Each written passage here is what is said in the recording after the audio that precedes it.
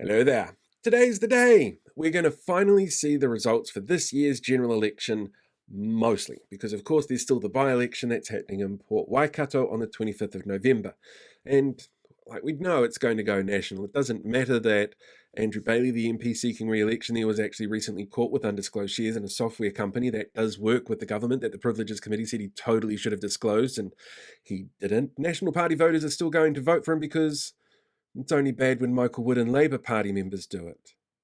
But yeah, that's coming up later. Anyway, today we find out about the rest of the election results. And it's a really fascinating thing to sit down and look at the process itself. It's going to be pretty interesting to see the results and how they change the shape of Parliament, because 20% of all votes cast weren't counted on the night, and those are your special and international votes. That's a huge amount of power right there. And if we're lucky, it might reduce New Zealand First by at least one, so they get rid of Tanya Letts, Nuremberg people, Unkovic, which could change how much of a priority those cooker conspiracy theories stupid policies that New Zealand First has when they go into negotiations with National and ACT and forming a coalition government. There's a lot at stake here. But there's also other races that are really, really close that the special votes are going to finalise for us. One of those is the race for Calvin Davis's seat, and that's a really close one to watch, because if it flips to Te Pāti Māori, that's going to give them even more seats in overhang, which means that the size of our parliament is going to increase even further, and it's already sitting at 2 seats of an overhang, which means that the majority that's needed from the right-wing bloc to actually get the majority in parliament increases as well. You see how complicated and messy this is? That's one of the reasons why everything that happens today is so important.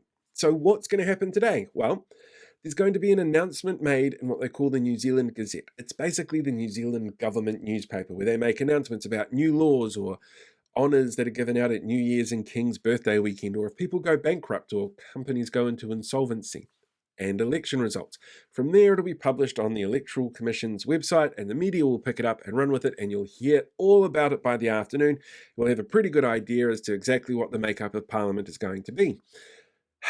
Super simple stuff. MPs who don't like the results have 3 business days to lodge any kind of recount that they need done, and then the votes are locked up in tamper-proof boxes, put in storage for 6 months in case they need to do any more investigations, and then they are destroyed. From here, though, the government has to get to the job of setting up a government.